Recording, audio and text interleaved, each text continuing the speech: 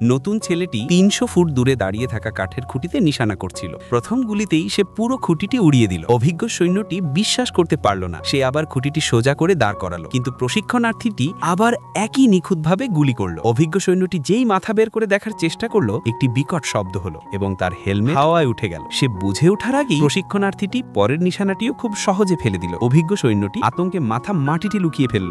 প্রশিক্ষণার্থীটির মনে হলো সবকিছু তাকে ইচ্ছা করে বিরক্ত করার জন্য করা হচ্ছে। সে রেগে গেল এবং একটি গুলি সরাসরি অভিজ্ঞ সৈন্যটির প্যান্টের দিকে চালালো। ভাগ্য ভালো, শুধু প্যান্টটাই ছিঁড়ল, না হলে আরো খারাপ কিছু হতে পারত। প্রশিক্ষণ শেষ করে সবাই ডরমিটরিতে ফিরল। ঠিক তখনই প্রশিক্ষকের জোরালো প্রবেশ ঘটল। ঘরের অবস্থা দেখেই তার রক্ত গরম হয়ে উঠল। ঘর এত নোংরা ছিল যে তিনি চিৎকার করে বললেন, ৫ মিনিটের মধ্যে সব কাপড় ধুয়ে পরিষ্কার করো। সবাই কাপড় তুলে বাইরে দৌড় দিল। ঠিক সেই মুহূর্তে পতাকা উত্তোলনের অনুষ্ঠান শুরু হয়েছিল।